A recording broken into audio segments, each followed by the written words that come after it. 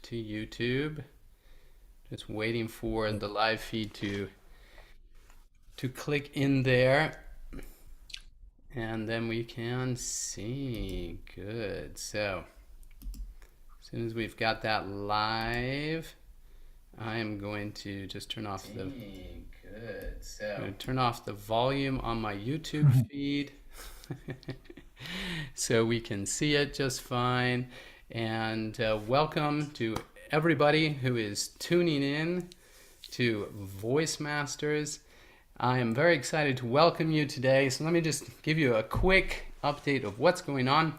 Voice Masters Livestream is a live stream show where I ask international experts, what does every singer need to know about singing? And I'm very passionate about this after performing around the world for 30 years and studying in the United States, in Germany, in Denmark, and working with countless professional coaches to help me stay on the cutting edge in my career. There was always that thought in the back of my mind. Why didn't anybody tell me these things 20 years ago, 10 years ago, 15 years ago?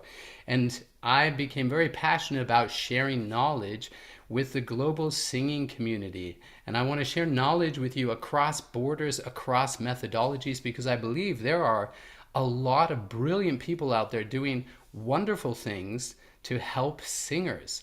And I don't have all the answers, and none of my co-hosts have all the answers, but if we can share and pool our knowledge and share that with you, it's going to be an amazing resource for you to learn and understand what you need to know about singing. So welcome to Voice Masters Livestream. Singing Revealed is dedicated to sharing this knowledge across borders and methodologies. Singing Revealed is the home for the 4 activities of singing, my philosophy about the 4 activities you need to synchronize for beautiful, amazing singing. And today, I am very delighted to have on with me Rached Hayek from Australia, and I will introduce him to you in just a second. So get notified, subscribe and get notified to the Singing Revealed channel so you'll know when we go live. Now I'm going to add in here Rached. Okay, how you doing, Rached? Yeah, good. Thanks so much for having me on. Thanks so much for being here. This is fun. So the chat is live as well, and we will respond to your questions. Just put them in the chat as we're going along, and we're going to talk about what every singer needs to know about singing. So Rached, Awesome. if somebody asked you this question, I know it's kind of a loaded question, right? There's so many things we think about singing, but for you personally, you, I know, are a passionate singer. You love to sing. That's really what got you into this whole space and business. But you've been very successful with your YouTube channel and also with your private coaching in helping singers advance their ability level and really understand how singing works. So for you, what does every singer need to know? Oh, thanks so much for that's really lovely what you said. Yeah, so I found, I just started as a singer. I didn't think I wanted to be a teacher, but when you learn a lot and you make a big transformation, you feel like I got to a point where I feel like I wanted to share. And one of the most common things, if I was to pin one thing, would be that to be able to control every single note at any sort of speed. So let me go further into that. A common thing with singing is that because we can all just sing something, we all know the lyrics to something, we all know how it goes, the pitch and the rhythm. We have an idea in our head from when we're very young. So everyone can have a go at singing very easily, but controlling every single note, getting every single note accurate is really difficult. So for example, if you were going to sing a song, close your eyes, make a wish, you have to control every single note, like without The thing is, singing goes so fast, it's easy to lose control of particular notes. So by slowing it down, close your eyes, make a wish, like being able to control every single movement, no matter what the song is, will help you make sure you're singing correctly. And I love to compare it to an instrument. You can't just jump on a piano and start playing. You can't just jump on a guitar and start playing something that sounds like a song. But singing is kind of unique because you can just sing a song, but the quality of that is unknown, depending on where you're at, like how gifted you are, what your experience is, etc. But you can just sing the song. So I think this is why we have this experience where it's like when you see on the shows, Voice or Idol or things like that, where people don't know that they can't sing, like that they don't understand that they're a beginner. They really feel like they know the song, and they feel like they have a place next to, say, an intermediate or a professional singer.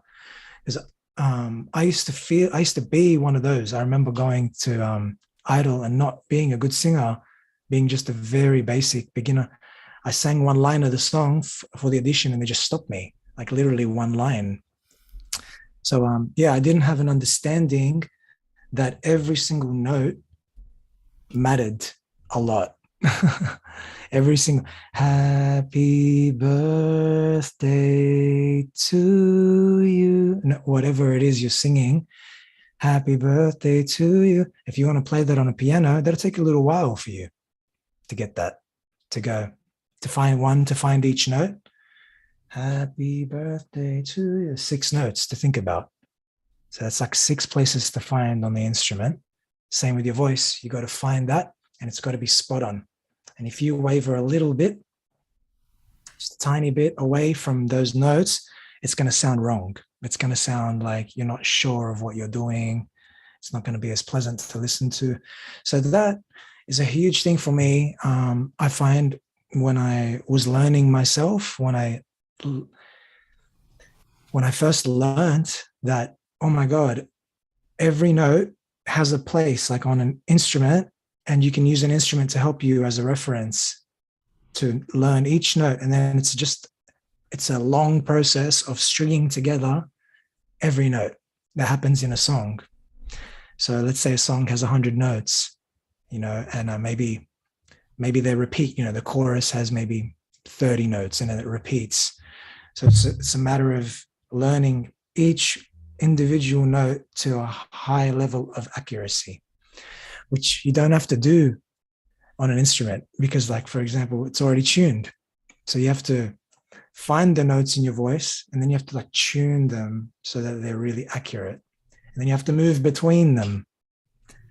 So that's a really big thing I found that helped my singing. And no matter what kind of students I've got, whether it's a beginner, intermediate, or an advanced student, that's the same thing always happens, that they need to go slow and find that note that they have trouble with. Whether it's an advanced student singing a very hard line of a song or a beginner, it always comes down to the same thing. They got to slow down on that one little hard bit or that one line and just focus on that, and just do that for 10, 20 minutes, sometimes for days, until that becomes a part of your ability and natural, to the point where you don't have to think about it. And you just go, it's in your brain, it's in your muscle memory. Yeah. It's really interesting, because singers most people are looking for like this magic solution, this quick fix, right, to unlock everything. And yes, there are some techniques and some tricks that do help immensely.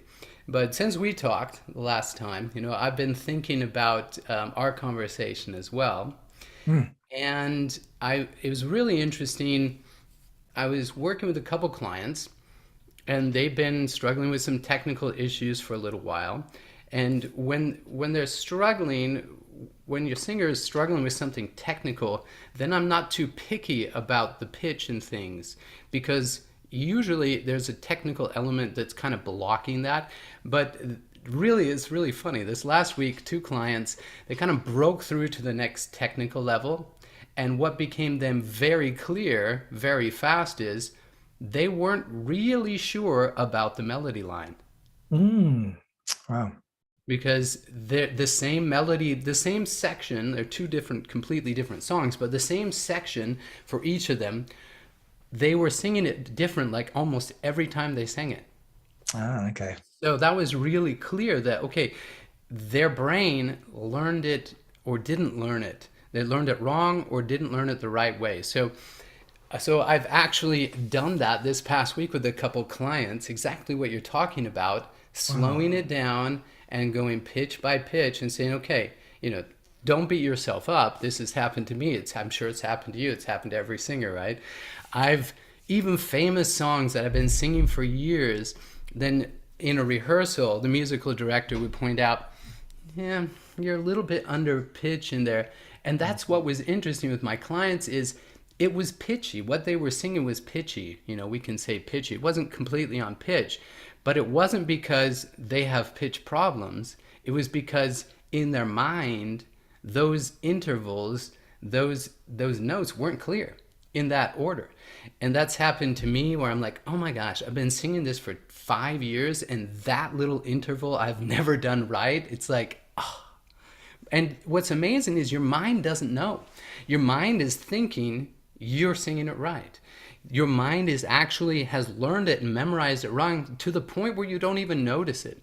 So taking it down and slowing it down and really meticulously going through the songs, one, if you're going to sing more, you're going to sing much, much better, much more on pitch. And like you said, for the listener, it makes a huge difference because suddenly there's clarity. Suddenly there's melody. Suddenly it's easy to listen to. And when we're kind of in between, it's difficult to listen to. Something slightly irritating. Yeah. Wow. That's so cool. I love that you shared that. Definitely. I like to look at it like a scale, no pun intended, or like a percentage thing, so the more accurate you are, let's say just on one particular note or one interval, like a changing, of one note to the next, the closer you are to being on exact, like really accurate pitch, that's like a scale of, it's like a gradual improvement because you have to do that on all the notes in the song. And that's not a sudden thing. So getting better on all of your notes is a very gradual thing because you have to practice your whole repertoire over time, to sound like a professional. You can't just, you don't ever hear someone sing one song professionally at a professional level at let's say a 95 out of 100, and then cannot sing any other song, like sound like a beginner on other songs. It's not possible because it's the overall skills of the pitch accuracy and all that, and the technique of like exactly there is the technique as well. It's not just the note, but you can't apply the technique until you have to know the note to apply the technique onto it, because there's no you can't think about how you're going to produce it unless you're already producing it in some way and then you mold it.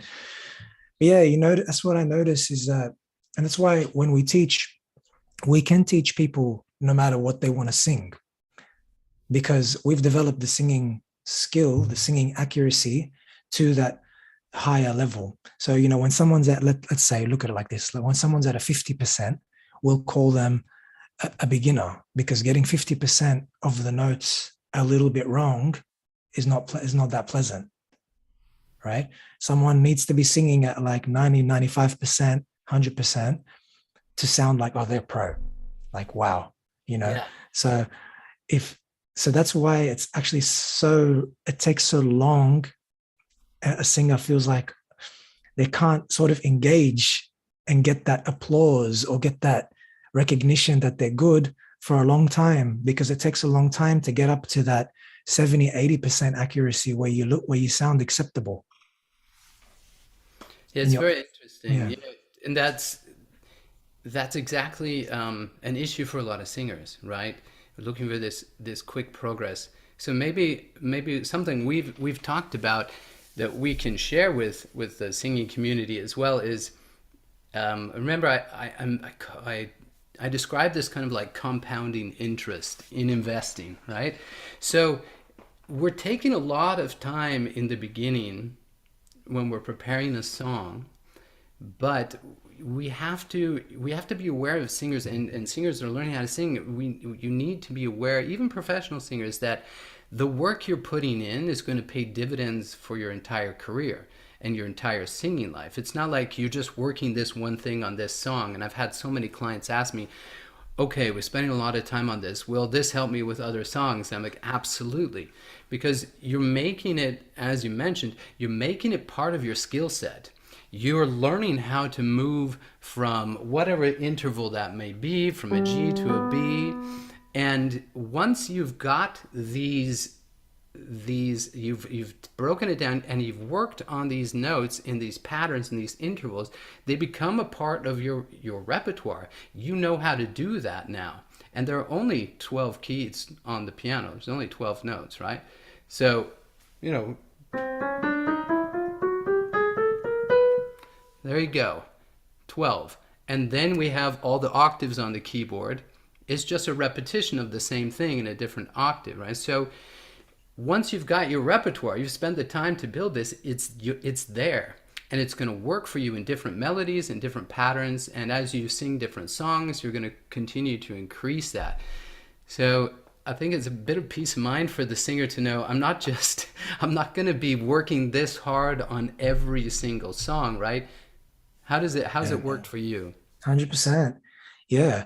I love those moments where you have students and myself as a learning singer, where some lines of songs just take you forever, and you're not at the end. You're not at the achievement point. You're not at the, I conquered this, this particular part of the song. You're at the point where I don't know if I'm going to conquer it. And that's the feeling that we're talking about with the quick fix thing. There's no, in that moment, it is uncertain. You don't know what's going to happen. You do have to be patient. You do have to fall over.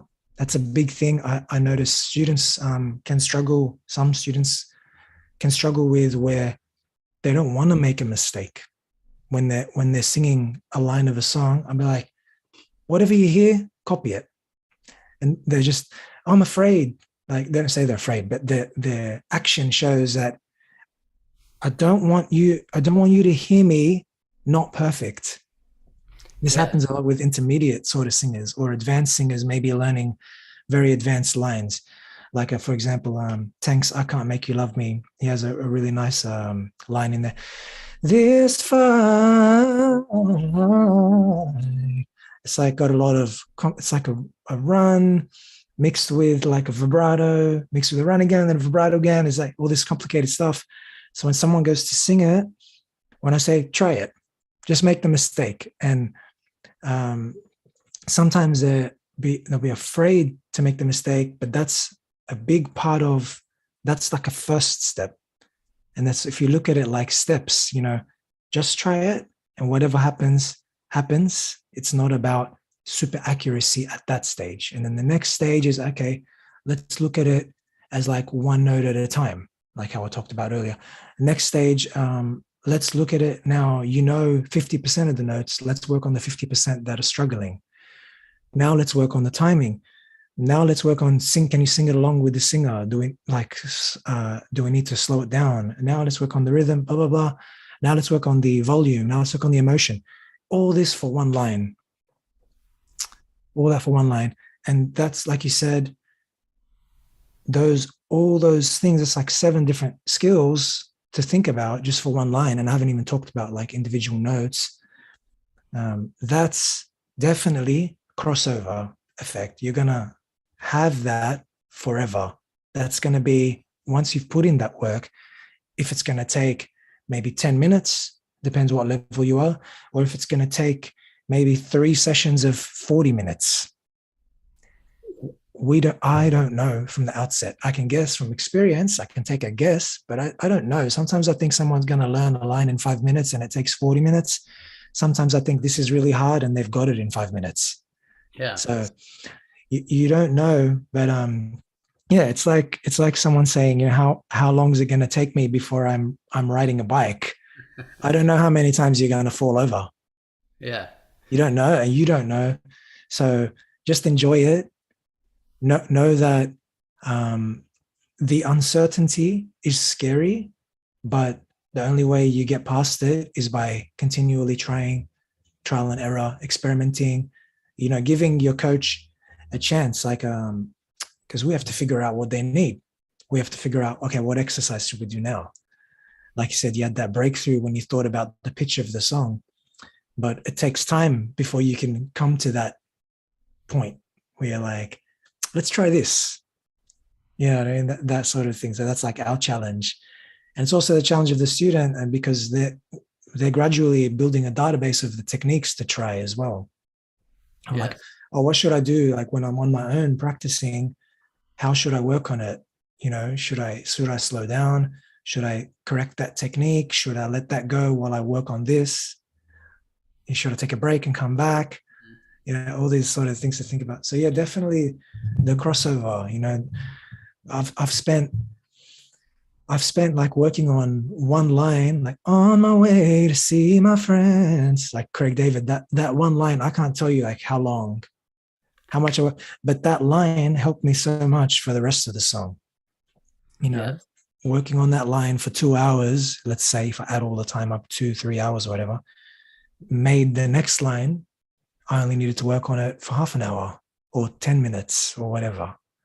And then the next song, I could just do it. I didn't need to work on it because the intervals and stuff were the same or similar. Or Yeah, that's great. That's the compounding interest effect. Yeah. It does take time, and that's the real secret is the fast track is to go slow. Love it. And I hated that when I hated that when I was a younger singer. I'm like, no, I need my results. I need my results. And I was working so intensely and so concentratedly. I overworked. And so I'm very careful of teaching singers now. You know, it's much more effective to practice short and concentrated a couple times a day than just sit down and sing for 3 hours. Because one, you're going to tire yourself out, and the more tired you get, the less concentrated you will be, the more mistakes you will make, and then you'll just be building muscle memory, bad muscle memory. You know, and we are all the victims of muscle memory. And I love it. You said, you know, we need to be willing to make mistakes. You know, I tell all my clients, hey, I love mistakes because mistakes show us where it went wrong. If you're just being careful about your singing, you're not going for it. Well, you're gonna live in between land, in between right and wrong, and just kind of this gray singing area, and it's never gonna be clear. It's never gonna have power, and you're never gonna find your real voice. All right, so go for it. Make the mistakes. Of course, it's best. Yeah, you got to try out on your own as well with all the self-monitoring tools you know currently, but also with a coach. If you're ever working with a coach, the best thing you can do is just go for it and make every mistake. Like you said, just go for it. Give it your best shot. Making mistakes should not, you know, nobody wants to hear themselves go, ha, ha, you know, fail. People apologize to me all the time and say, don't apologize. That was great. Now we have some clarity about where it went wrong, you know? And I love what you said about these different layers. These different layers to just one line. And it's so important. We can't do it all at the same time. There's too many complexities to think about simultaneously. But if we break it down and we just focus on one thing at a time, and then add the next layer, and then add the next layer, and then add the next layer, then we can have a clear focus. You know, and that's a big part of my course, and especially in airflow control. It's just very simple exercises, but focusing on one thing at a time, and then adding the next layer, and then adding the next layer, and then you have like 7, 8 layers. So it's a very simple exercise. It can be very difficult to do extremely well. The very best of the best, they are always monitoring themselves, but because they've mastered layer 1, layer 2, layer 3, layer 4, layer 5, layer 6, layer 7, up to layer 10, whatever, they notice immediately when layer 6 is a little bit out of balance. And then they go back and fix it. So it's this constant monitoring, but we can't do that all at once. We've got to go step by step. And I love how light and agile your voice is. You make these riffs sound so, it's just so natural and easy. Like, oh yeah, that's where people say, I wish I could sing. I wish I could sing. But maybe you can share some personal experience about that. If somebody comes up to you and says, "Man, I wish I could sing like you. You just have this gift. You can just do it." How Yeah, does what goes through your mind when people say something like that to you? man. Great question. I love all your comments as well with the layers. Um, it's that's I feel really lucky because I recorded my early days of singing. So I say it a lot, that I couldn't do XYZ like that you're seeing me do now. But here's the proof that I couldn't do it. So I didn't start really early. I know, like, I've interviewed singers and stuff, and a lot of them start really early, that it's even hard to remember how they learned, because it's just a mix of like experiences and people in your life and stuff like that, right? But I started when I was around 16. So I wasn't really young, and computers were just starting to get popular then, in like where I was. Got my first desktop, started recording. So I have those recordings, and I've made just transformations that you can see on my website, of myself and of some students, but of myself, because it's, a long time ago. Those you get to see what I really did. I really was off key on some recordings. I really didn't know like what chorus is in, and I'm off key. So, to those, and you can hear, I don't have vibrato. My tonality is very different. I don't sound like an artist. I sound like someone who's not really in control of their voice. Even though I am hitting notes, I don't sound like an artist. So there's a lot to be said for like you said, my voice is light, but that's like something I practice. So I can be loud, I can be whatever, but whatever I'm doing right now is something that I've worked on. Whatever you're hearing that you're like, I like that. That's something that, so that's what I'll say, everything you're hearing. Some students liked, for example, that I could sing a high note without having to belt the high note, for example. And like, not having to go really, do it really loudly, for example. I'm not doing it really loudly right now. And I was like, that was a practice. I remember that stage when I was trying to do that. There was like a point where, and it was a long stage. It wasn't like I practiced one day for 20 minutes and then I could do that. It was like a really gradual exploration of my voice across different songs for different reasons. And I heard artists doing that sort of a thing. And I was like, oh, like, what note is that? Oh, I have to shout to make that note. And then I was like, I wonder if I can like not shout. And then I tried to figure out how to do that. And maybe I started lower and then worked up on without, like, I went higher in the scale, but didn't raise my volume, like intentionally, like thinking about things really intently, like you said before, focusing on a short amount for a few minutes. So what I used to do was just sing songs over and over and over. Yeah, yeah. Let's talk about this, because that was great when we had our conversation, and I did that too. I'm sure pretty much every singer has done that, and now I'm obviously coaching people not to do that, but it's something you want to do, right? You just want to Yeah. sing the song over and over again. But what are the pitfalls in doing that? Yeah. So there is a time for that, and that's to memorize the songs. But then the next step is focusing in on your technical capability, how good you are at singing that song.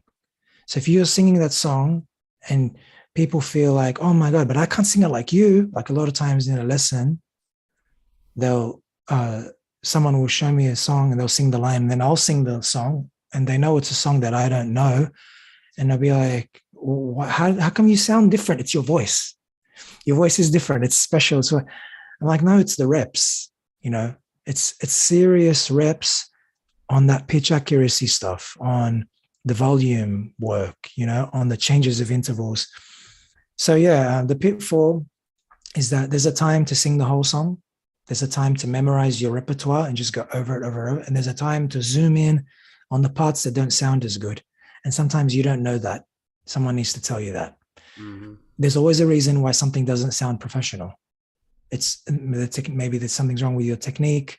Maybe you're not loud enough. Maybe you're not placing your voice in a particular place where that sounds like what the singer is doing, that you're trying to copy, So maybe the pitch is wrong. Maybe the rhythm is just a tiny bit wrong, like little things like that. Maybe you're great when you sing with the singer, but as soon as you take away the singer, you go off key. Yeah. As soon as if you don't have an instrumental, or maybe you're with an instrumental, but you're not in the same key as the instrumental. There's so many maybes, and that's where making the mistakes comes in. But yeah, knowing how to practice, and this will lead a good segue into what do you practice, and that's what I like to call, and you put in the caption, the singing elements. What are the different things occurring in the song? So everyone knows there's lyrics, everyone knows there's a melody, but if you go deeper, there's other things as well. Usually most songs you hear, like on the radio or wherever you hear on YouTube, they have all these skills I like to call. This is just 6 of them or 7, but there's more. Runs, so like when notes move really quickly, yeah, when notes move quickly. Vibrato, oh, as opposed to ooh, which is just straight. Range, which is when you sing like low, high, like across your entire range. Falsetto, when you break into your other voice, like that. That's changing between them. Blend, which I call the actual motion of going, the point where I change, I call that blend. Slides, when a song goes 2 notes really quickly, like turn. That's like a really common thing, as opposed to turn, which is just the second note. Turn. That's something that happens especially in R&B style so much. And that's, let's say that happens 30 times in a song. If you don't notice those 2 notes, that's a lot of things you're missing. Yeah. That's a lot of details that the listener's going, oh, they sound more basic. You sound nice, but you sound more simple than the song. And the other thing is like breath. So like knowing when to take your breath, how much air you need. Every line is so different. It's not just one size fits all. So knowing how much air each line needs, building your capacity so that you don't need to, so it feels easier to breathe. So the listener doesn't know that sort of thing, like building your capacity.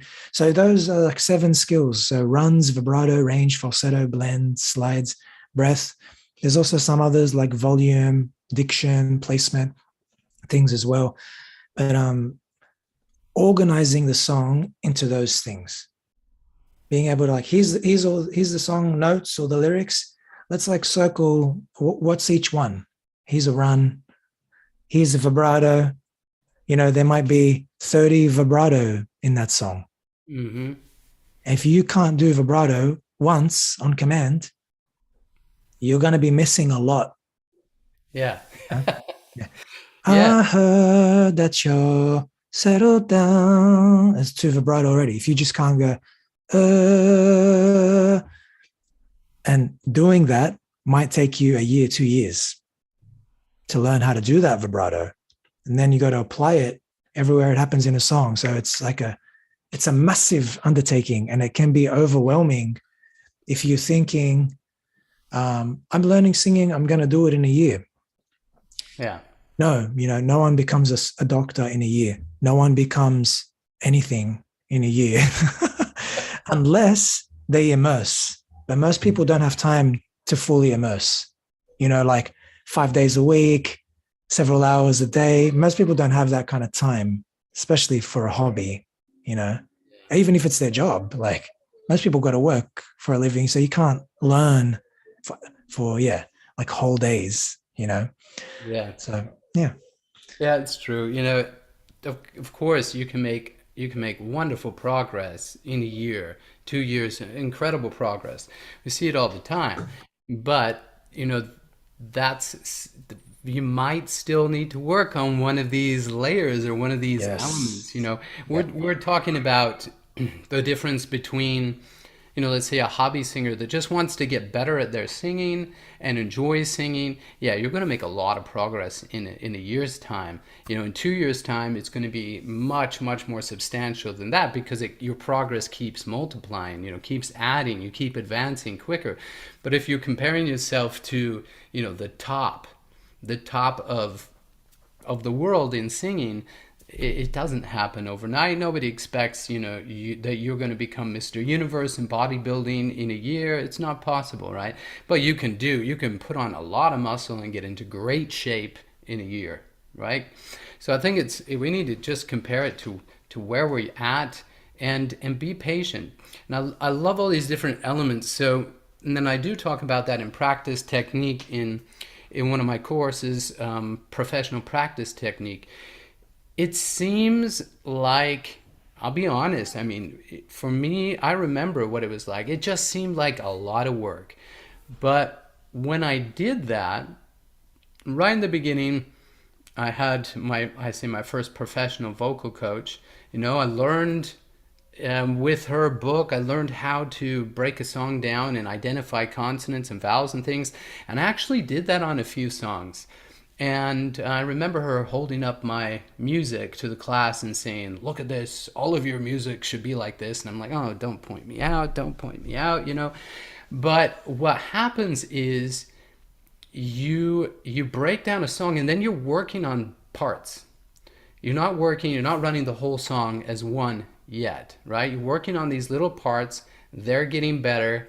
There's your girl. Cutie. So you're working on like one part of the song at a time, and you're focusing on getting that really good. And as you get that good, then you combine it with the other parts of the song, and then the song really flies. So every time you do that, the process accelerates. So you're not having to spend as much time every single time on every single song, because you get better at it. You just get better, you get quicker, it goes faster.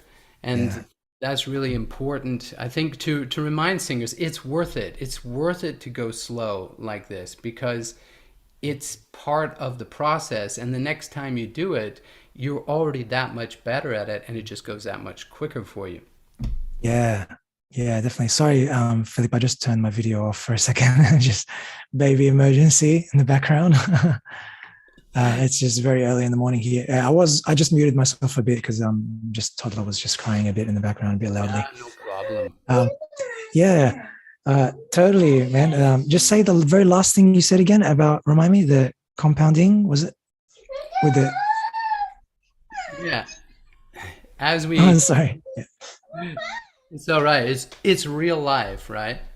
It's just real life, and we are, in our homes, coming live, and a chance to talk and share. So, yeah. No worries. Just the very last thing you said. Sorry, say that again. About... It's just about how, when you go through a song and you're paying attention to these different elements, the first time or two or three you do it, it takes time. It's slow. Oh, yeah. But then exactly. You get faster and faster as you go. Yes, yeah. That definitely, that's something, it seems, I remember for myself, and I can see it sometimes for students, it can feel really overwhelming. The feeling that now suddenly you know about this thing that you're not doing right. You know about this thing that the song is happening in the song, and you just got a taste of how hard it is to copy as well. So Right. that's like a huge, yeah. I remember when I first slowed down the notes of a song, and and it was really hard to sing it as fast as it was in the song. Not even runs, just like the normal melody, you know, of a song, and just being able to move and remember the notes. You know, just this like 5 or 10 notes. I felt overwhelmed, and it almost made me want to give up. I was like, oh, if I can't do it, maybe that's like I'm not built for this or something. Yeah. And then I just like, you know, a bit of self-pity and stuff like that. I just had to learn, but the passion just drove me back. You know, I was like, no, but months later I'll come back. I need to learn this though. Come on, like sit down and do it. You know, life, you got your life going on, you got whatever you're doing, your studies or your, you know, your family and your work or whatever. And then I just sort of sat down and made time for it. I, you know, looked up resources, saw what other teachers were doing, what other singers were doing. And that's another big thing I'd love to like talk about, is that sometimes you underestimate the power that people have on you, the power that people have to motivate you. Massive motivator for me was when I met a lot of other singers. For example, I met a lot of singers at a very cool karaoke place that I used to go, and outside of, you know, just concerts and stuff, because karaoke was a bit more personal, because the people were just normal people. Do you know what I mean?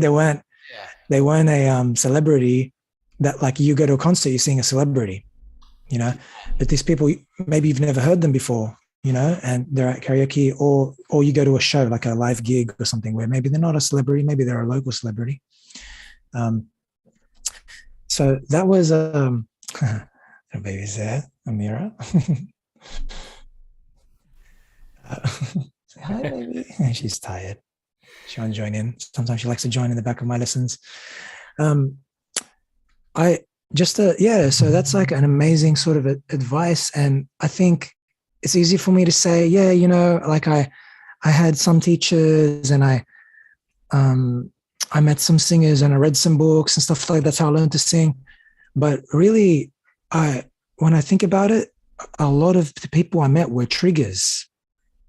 You know, I met someone who I had did a duet with at karaoke, or I watched them perform the same song that I perform, and I'm like, whoa, they sound different. I don't sound like that. Yeah. You know, and it was like all these little gaps, or these little pushes, you know, that pushed me to go and study more. That motive. So there's that too. There's that side of it.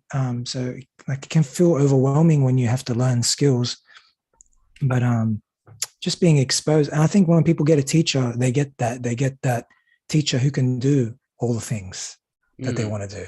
So that's like exciting, you know, to have someone that you know is going to do it. Not only can they do it, but they can tell you how to do it. Because that was the thing when I would go, like when I would be influenced by these amazing singers, they didn't necessarily know how to break things down for me. So maybe they had good advice. Like one singer gave me great advice. He's like, oh, you're sounding so good now, Rached. Just one thing, don't crack. Because maybe I would sing the whole song well, like in pitch or whatever, like better than maybe I would have in the past. So he was giving me props, but then he was saying, but when you crack, it just ruins it. So he didn't tell me how to fix that. But in that moment, it was great advice, right? I was like, okay, you know, how do I not crack? What do I have to do? You know, so I went, and it was like a moment, you know, pushed me to go do that. You know, another singer, he was doing like incredible, improvising incredible runs in songs that I used to always sing. I was like, whoa.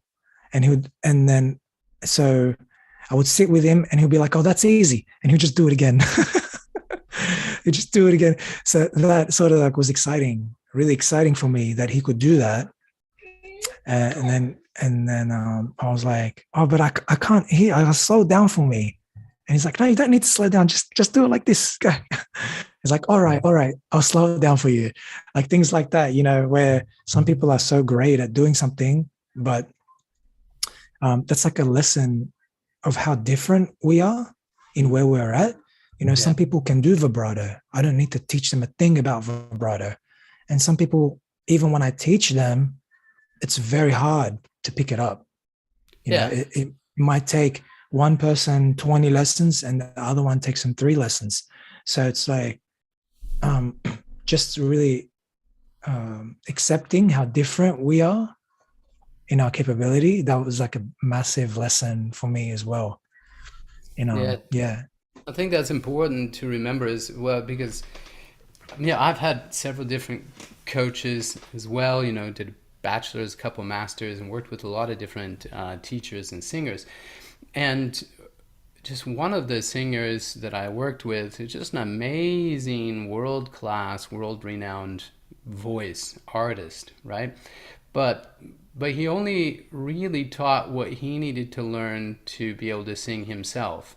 Mm-hmm. And that became really clear because with certain students and of his, and there were just certain things he didn't know how to help because he never dived into it. He never had to deal with that issue himself.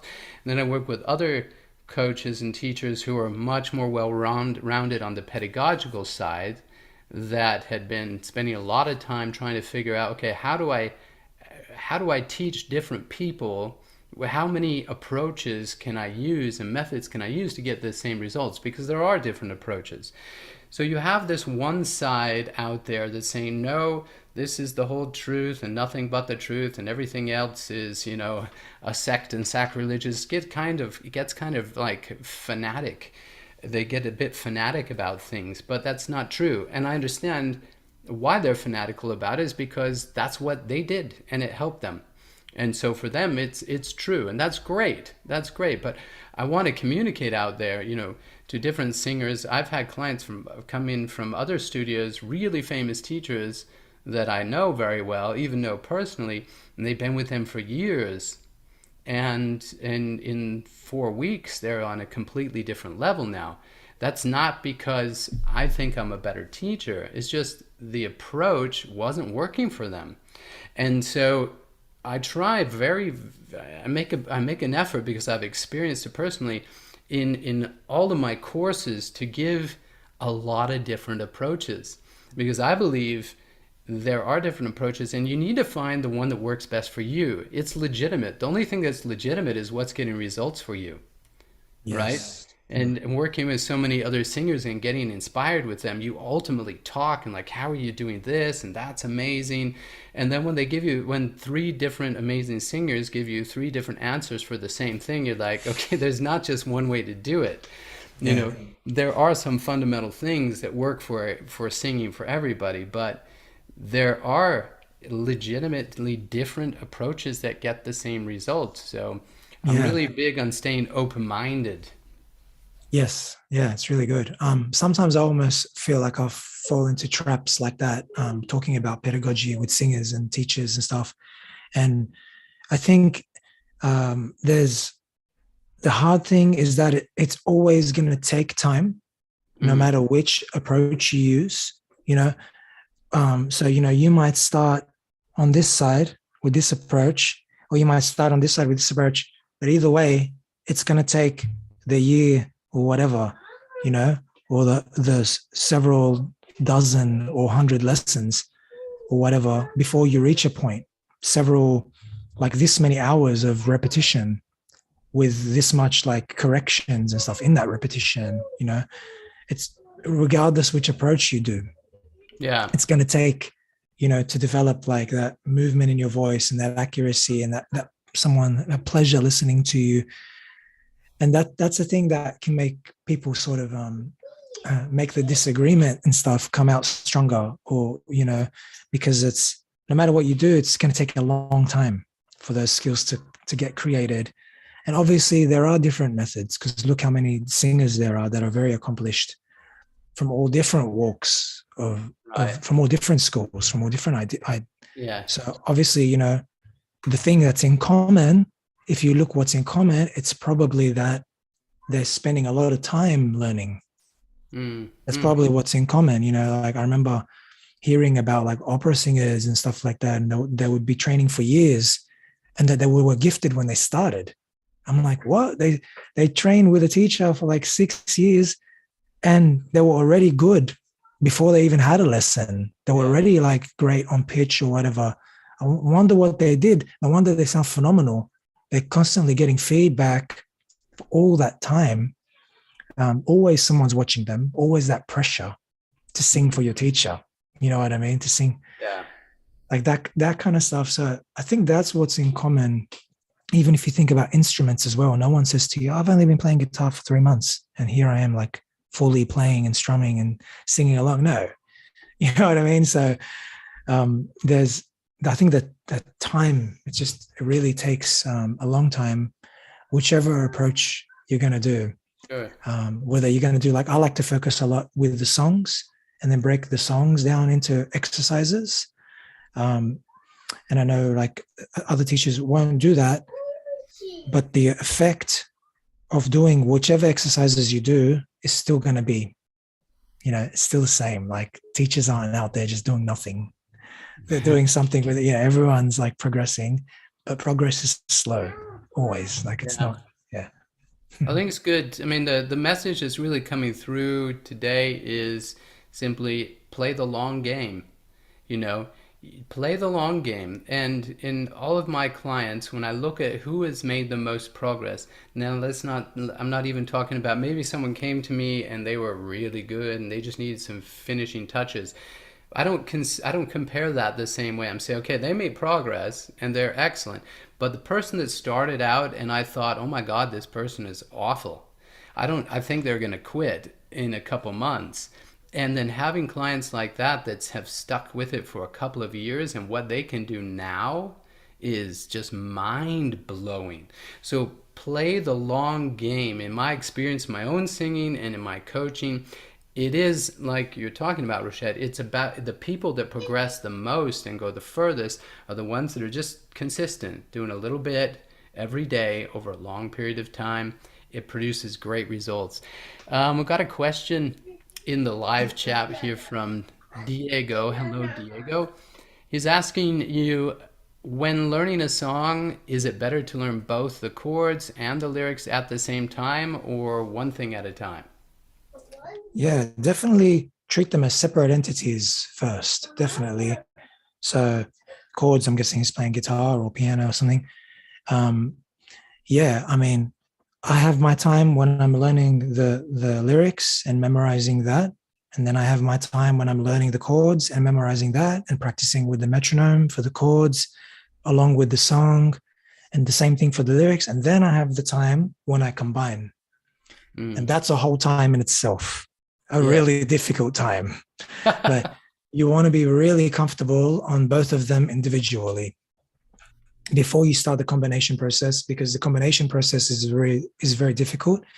And sometimes when you've already worked them out individually very strongly, you cut out half the work of the combination. So don't work on things. So don't try to combine things that you can't do alone yet. So if you can't even play along comfortably with the song without singing, you're not ready to combine yet. Yeah. Things like that. Like I used to try to combine when it might be a very, very early stage that you do, like when you just say, we don't even talk any more. You know what I mean? Where you don't play with any timing. That might be like when you're very, very first starting. But then the next step is, get them up to speed individually. Yeah, I agree. It's it's great and challenge yourself. I mean, if you're working on your singing, great, and then you're working on the chords. Well, you want to put them together. So have your fun time as well. Is kind of what I Yeah. like to say. Have your fun time where you just forget about it and you go, okay, it's gonna be messy here. I don't care. I want to sing. Yeah. Do that. Please do that. It's very healthy. But when you're wanting to improve, then it's great to break them apart and go section by section. So it's very Love it. effective.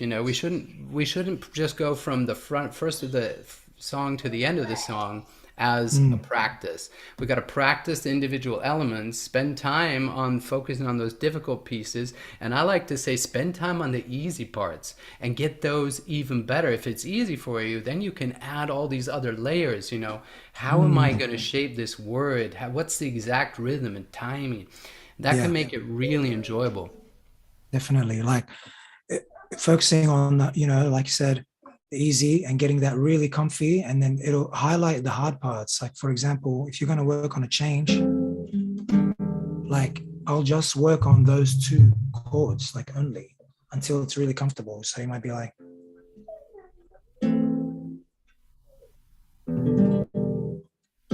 until you can move quickly, you know, just very slowly, whatever it is. So literally, I mean, I can't tell you, Diego, how much time I spent just changing between two chords over and over until I could just do it, you know, that kind of stuff. And then doing it while you're singing, you know, sing slowly, chord change, sing chord, like that sort of a thing. Yeah. There's a lot to it, man. Those are some of the hardest lessons when you're learning to combine. Yeah. It's very Well, hard. you're obviously very passionate about it, you know, and have spent a lot of time doing this and are still spending a lot of time doing this. So, and it's fun. I mean, I like the fact that it's just real life, and you got your little girl in the background, and she's adorable, teaching, moving around. I have my daughter. Boobies, My daughter like, there the other day as well. She just wanted to be there. Yeah, cute. Well, yeah, they just want to like be in your presence, say, sort of thing. Yeah. Yeah. It's like, I think they feel like safe. That's how I feel. I think she feels, yeah. So I'm around Daddy now, and I like the music. She probably enjoys hearing the singing. Well, tell us a little bit about, just let us know a little bit more about what you're doing. Tell us about your YouTube channel, how it got started, how it's going, your program, the things you've developed. What are you doing right now? What's going on? What do people join in and follow? Yeah. So I started my YouTube a very long time ago, pretty much when YouTube started. Yeah. So I used to watch it. I used to watch YouTube a lot. I listened to people doing covers and stuff like that. And that was really exciting. And then I felt like I wanted to give back.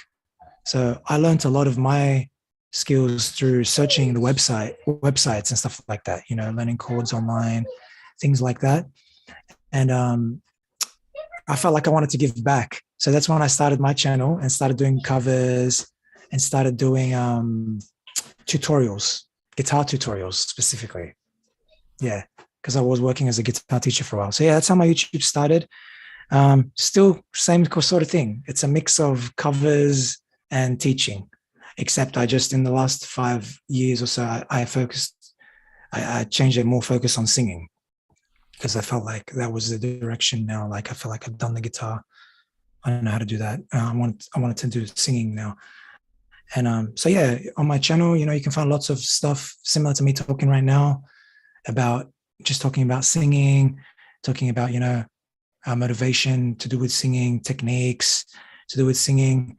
On my website, and that's on my YouTube and stuff. On my website, there's a lot of resources there that you can see, like you can hear lots of sound bites of things explaining like what I'm talking about, cool things to learn. You can see transformations of my students, of myself. So I'm always updating my website with all kinds of things like that. That's rnbsinginglessons.com. And within that, I also have like a video courses that you can watch that I developed a few years ago. And also something I use with all my students, which is my pitch trainer. That's a singing pitch trainer. That's what you can see on my shirt, actually. So I developed this app, like the idea for it. I got developers to make it for me. So this app helps you put in the reps with your vocals. That's like the idea behind the app. So a big lesson I learned with my singing is that you need to do vibrato, you need to do runs, you need to do melody training. The reps need to be, you know, like you need dozens, hundreds of reps each session when you're practicing. So the idea of pitch trainer, singing pitch trainer, was that I could put in those melodies and you could repeat them because it's like a machine. It repeats them for you, customized, you know? Absolutely. So sometimes, yeah, I don't, sometimes it's kind of like how, you know, more like old school, you get a CD and it's got like a set of exercises. It's like that, but it's customizable. So I wanted something that was customized because I'm very song based. So students would come in and be like, I want to learn this song. I'll be like, all right, let's put that melody in the program.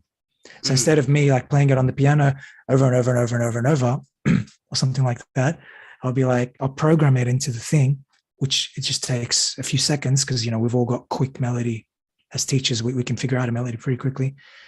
And then it just repeats. So I love using that. Like my students see incredible progress in lessons as I use it with them. I have people that buy it and just use it alone, people that don't do lessons in person.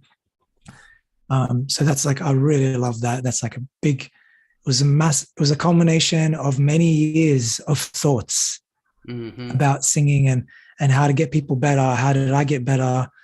What did I do? How can I get myself better?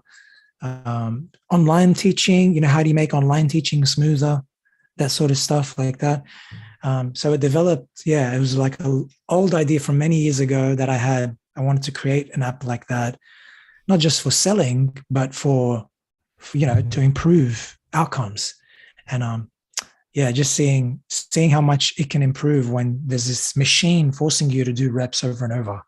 You know, there's this, like, it's a machine that tells you, hey, you're a bit sharp, you're a bit flat. Man, it's so hard telling people that. It's so hard saying you're a little flat. So when they can see it on the screen, it's like they just start working. They're trying to self-correct. It's like, you can see it. You're flat. Do it again. You're flat. Look at the screen. You're flat. Fix it. You know what I mean? And they get the idea. So yeah, there's that. And there's my coaching, which obviously I'm talking about at the same time. So yeah, I'm not that active on my YouTube lately, more just the occasional cover. Every couple of weeks or something, I'll do a cover. I feel like I put up a lot of teaching videos there. You know what I mean? I feel like I did it already. Like for 3 years, I put up a lot of teaching videos. And I don't have much more spare time because I sort of have another day job that I do in IT, which I also like. So I sort of have those two things that I do. So yeah, coaching. I do coaching. I develop my app and my website further. An occasional cover just for myself, just songs that I love. I don't really do like, I don't just try to sing what's popular because I know that's a big thing with YouTube. It's like the algorithm, you know, everyone. I just like to work on what I like. And that's like a big thing, you know, work on what you love to work on. Don't just work on it because you think you should. You know what I mean? Yeah, that's like a thing. Absolutely. Yeah. Well, that's an important part of developing your artistic identity. You know, there's different ways. You know, I don't really assign my students specific songs because I say, well, if you love this, I want them to discover what inspires them and what songs do you like, because if you're passionate about a song and you identify with it, then it's more enjoyable to work on. And nowadays, I mean, you can get that song in any key, literally. You just Yeah. it's $5-10 and they'll online services do that for you. So it's, you can sing anything you want to do, being passionate about it and sharing that, and that is more important, you know, than, I don't know, singing Yeah. what everybody else is singing, you know. And Yeah. you need to develop your taste and your listening, and to, otherwise you are just, there's a difference between doing a cover and covering the song and trying to sound exactly like the artist, and then doing a cover and singing it the way you would sing it. There's two ways. That's the only two approaches for me. Either you try and be exactly like the artist, which most people want to do, or you look and say, okay, this song inspires me to do what? What's my unique, slightly different take on that? How does my voice sound doing that? You know, the way I like to sing. And we have brilliant covers by famous bands, you know, modern bands picking up classics, and they're so popular. Because why? Because it's not the same, it's original. So developing originality is really important. Well, I think the main things that came out of our discussion today on what every singer needs to know is, one, that working slow is actually the fast way to go, is the fast route. Love that. Number two is that, give yourself time and understand you're going to evolve. Your singing is going to evolve for decades if you stay with it. Don't put yourself under the time pressure and beat yourself up because you don't get something in 3 months. You're going to progress a layer at a time, and with time, then you get this. Your voice will get this professional sound quality. And I think the other main thing that you shared with us as a great tool to improve your singing for everything, whether it's riffs and runs or just the melody of the song, is take it one note at a time. Yes, love that. Yeah, so thanks so much for being my co-host today. It's really, and it's just Thank been you a for having pleasure. me.